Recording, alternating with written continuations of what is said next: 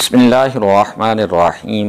या अय्युहल्लज़ीना आमनुज्तनिबू कसीरम मिनज़्ज़न्न इन्न बअदज़्ज़न्नि इस्मुन। ए ईमान वालों, तुम बहुत से गुमानों से बचा करो, इसलिए कि अक्सर गुमान जो हैं वो गुनाह होते हैं। वला तजस्ससू, ना ही एक दूसरे की जसूसी करो। वला यग़्तब बअदुकुम बअदा, और ना ही तुम में से कोई एक शख्स किसी दूसरे शख्स की गीबत करें। अयुहिब्बु अहदुकुम, क्या तुम में से कोई शख्स पसंद करता है अन याकुला लहमा अखीही, कि वो अपने मुर्दा भाई का गोश्त खाएं।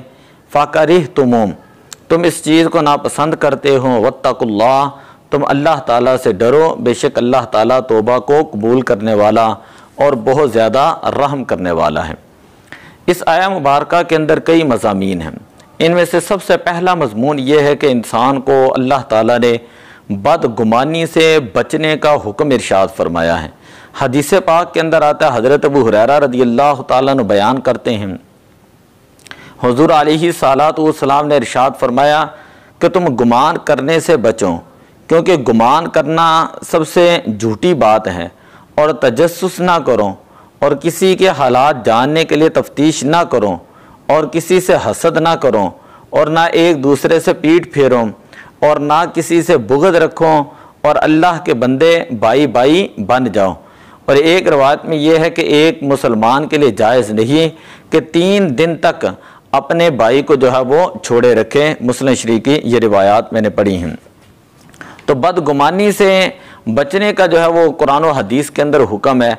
इमाम गज़ाली रहमतुल्लाह ताला अलैह, इमाम मोहम्मद बिन मोहम्मद, आप फरमाते हैं, शैतान आदमी के दिल में बदगुमानी डालता है, तो मुसलमान को चाहिए कि वह शैतान की तस्दीक ना करें और उसको खुश ना करें।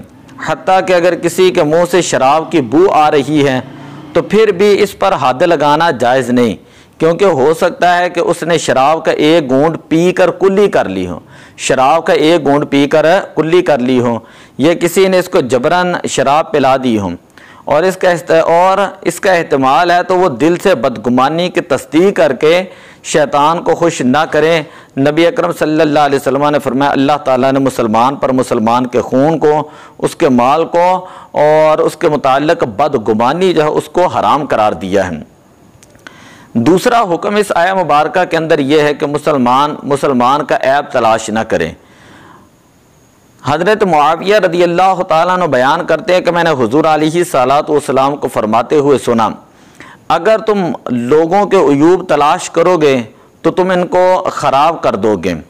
हज़रत अब्दुल्लाह बिन मसऊद रज़ियल्लाहु ताला अन्हु के पास एक शख्स लाया गया जिसकी दाढ़ी से शराब टपक रही थी, तो आपने फरमाया कि हमको तजस्सुस करने से मना किया गया है। हज़रत अब्दुल्लाह बिन उमर रज़ियल्लाहु ताला अन्हु बयान करते हैं, हुज़ूर अलैहिस्सलातु वस्सलाम ने फरमाया, जिसने किसी मुसलमान के ऐब पर पर्दा रखा, अल्लाह ताला क़यामत वाले दिन उसके ऐब के ऊपर जो पर्दा रखेगा। इसी तरह एक रिवायत के अंदर यह है कि जब तुम अपने साथी के अयूब का जिक्र करो तो अपने ऐबों को तलाश किया करो।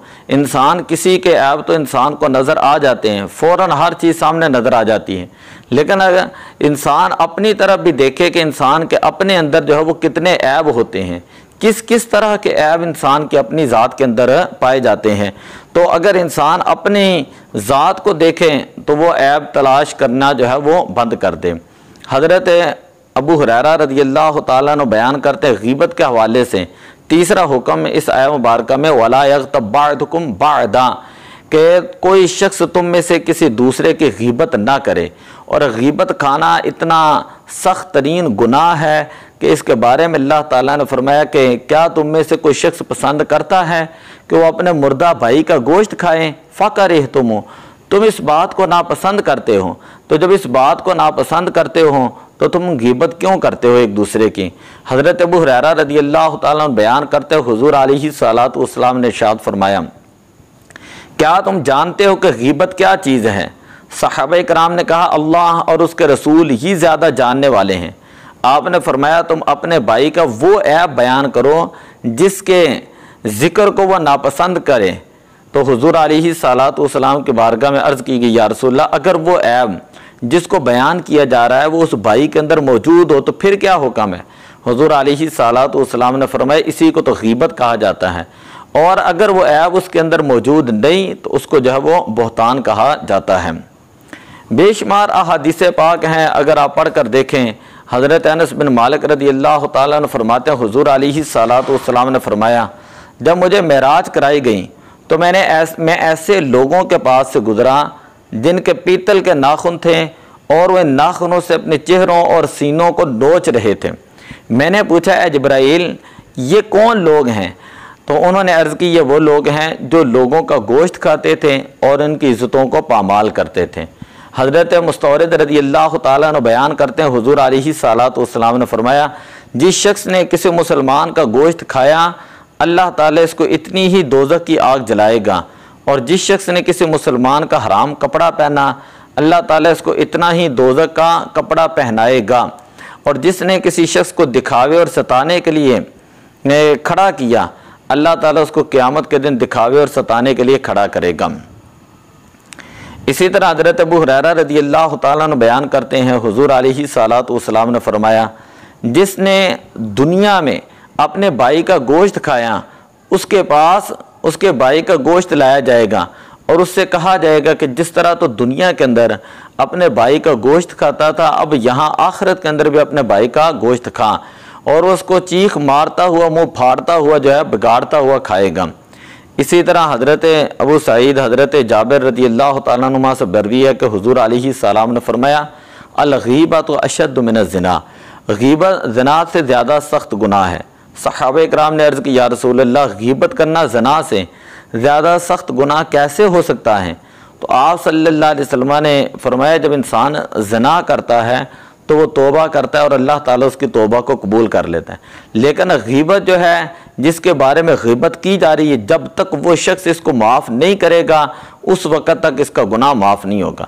यानी गीबत करना इतना बड़ा गुनाह है कि जिसकी गीबत की जा रही है जब तक वो शख्स जो है इसको माफ़ नहीं करेगा उस वक्त तक जो है इसका गुनाह माफ़ नहीं होगा। तो हुजूर अलैहिस्सलातु वस्सलाम ने फरमाया अल-गीबतु अशद्दु मिनज़ ज़िना, कि गीबत जो है वो ज़िना से ज़्यादा जो है वो सख्त है। दुआ है कि अल्लाह तबारक व तआला हमें अमल की तौफ़ीक़ अता फ़रमाए। अस्सलातु वस्सलामु अलैका या रसूल अल्लाह व अला आलिका व अस्हाबिका या हबीब।